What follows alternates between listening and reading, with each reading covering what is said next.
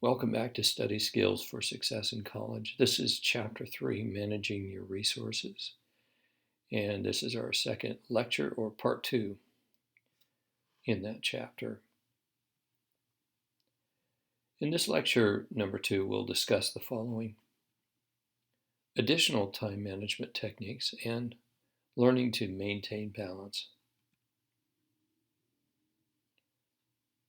A few additional time management techniques and concepts will add synergy to your time management skills. Synergy is just the whole is greater than the sum of its parts. If you were to put it in mathematical terms, it would be like saying 1 plus 1 equals 3, which is a seemingly impossible equation. It simply means that if you combine these new concepts with what you already know, the impact will be even greater than what you imagined.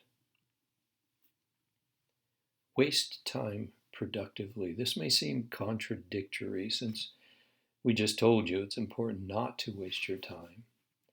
It's also important to remember that time is not your enemy. It can be like a companion that travels along with us on our journey through life. For example, do you know people who continually complain that there just aren't enough hours in the day, or they just don't have time to get anything done? We've all said it. Remember our earlier discussion on the power of the subconscious mind? If you continually plant the thought that you never have enough time, guess what? You won't. So, how do you turn time into a friend? One of the best methods is to learn to waste time productively. The best way this concept can be discussed or demonstrated is by revisiting the concept of reframing, which we covered in the Goals and Attitudes chapter. Let's do that by using a couple of scenarios that illustrate this idea. Frustration leads to failure.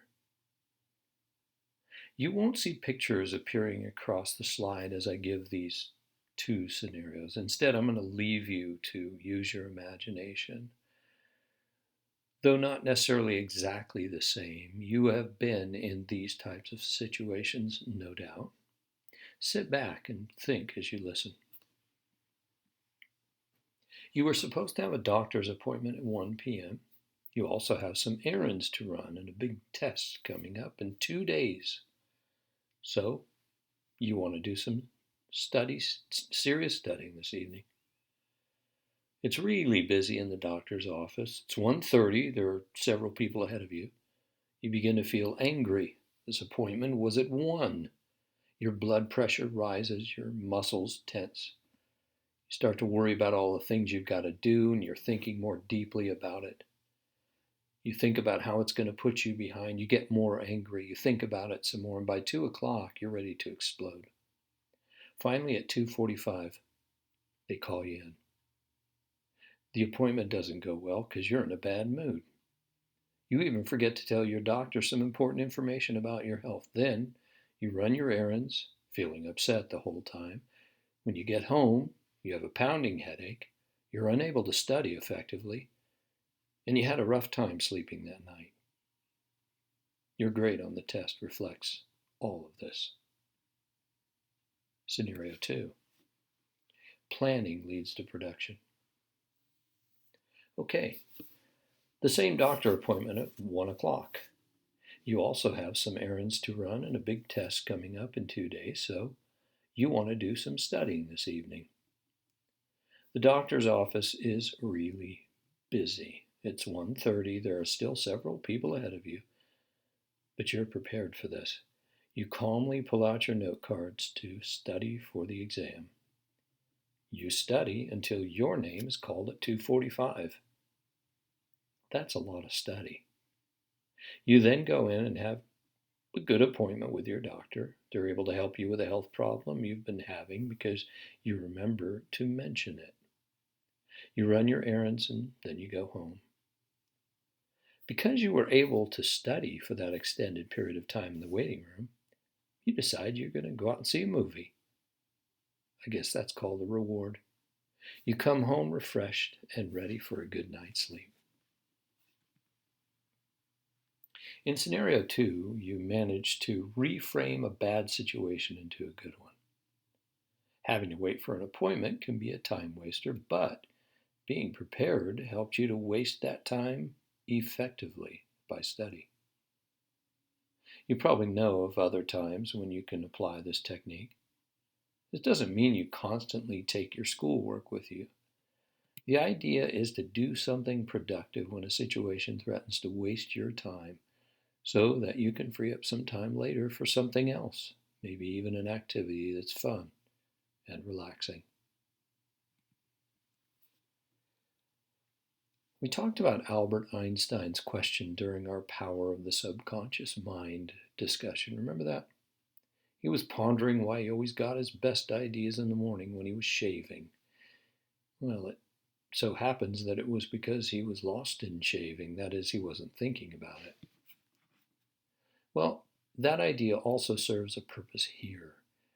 In the study skills chapter, you'll learn why you should understand your internal biological clock.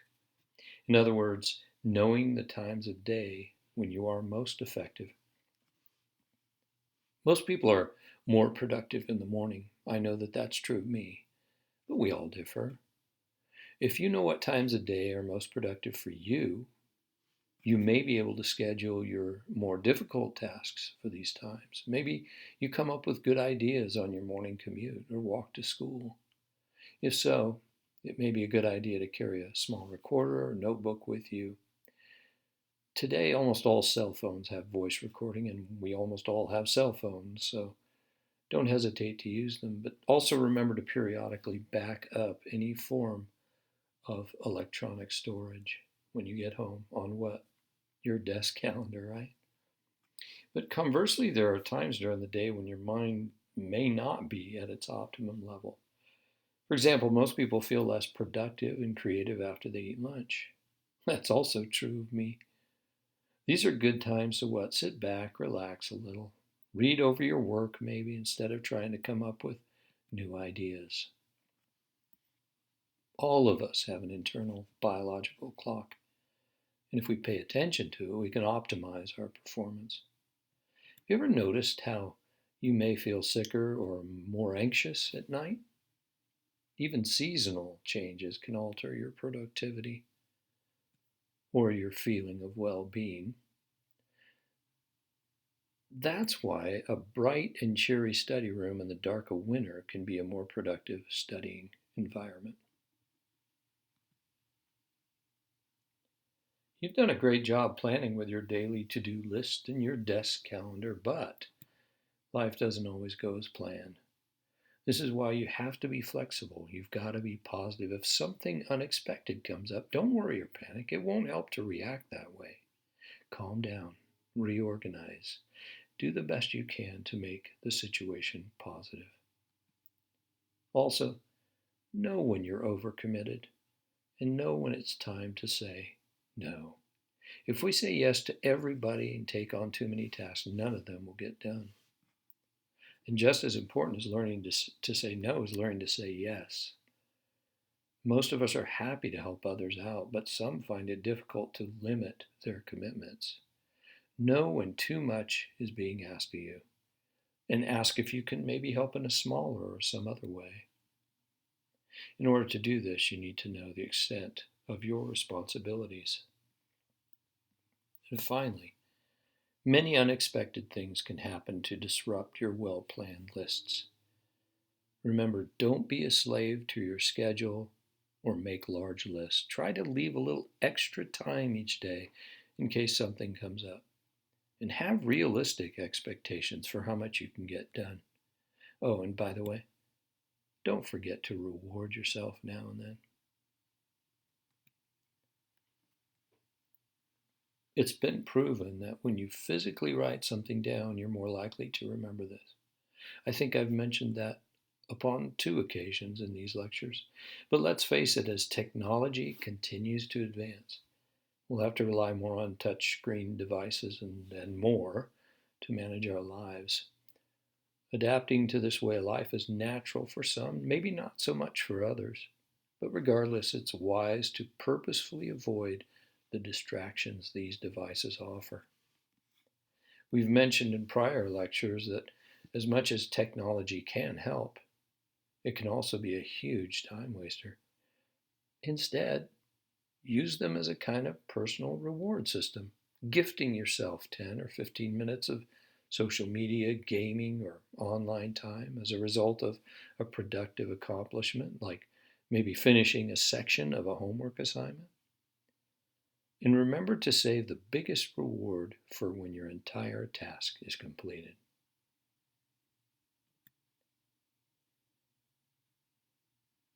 Balance is the key to a healthy life. We've all heard it. I've brought it up many times in these lectures, but it's one of those things that it's so difficult to maintain. We find balance now and then, don't we? Now and then. But so often things happen and our balance becomes imbalance. Sometimes this is unavoidable, but most of the time it's not. Nonetheless, it's important that we have this thing we call balance if we hope to find joy in life. It's even more important if we hope to find purpose, because joy fades quickly. Purpose is deep-rooted. A key to maintaining balance in life is recognizing when things begin to become imbalanced. In truth, we almost always know when imbalance is looming, but we frequently find it difficult to expend the necessary energy to fight that imbalance. Call it fear, trepidation, call it procrastination. It's usually just plain old, the L word. This is where a deep sense of determination, grounded in belief and planning, comes in. Another key to maintaining balance in life is the vision of well-defined goals. When our goals aren't clear, our objectives, the smaller steps to meeting our goals, also become clouded. And when this happens, we frequently put things off. That's when imbalance begins to take place. A third crucial part of a balanced life is seen in rewards. When we don't reward ourselves in appropriate ways and as frequently as we should, imbalance sets in. Okay, be honest with yourself. Act upon that honest view of you. Be responsible, and then don't forget to be good to yourself. And that's it for today's lecture. Be sure to do each of the exercises found in these sections 3.3 and 3.4. And thanks for listening. Take care.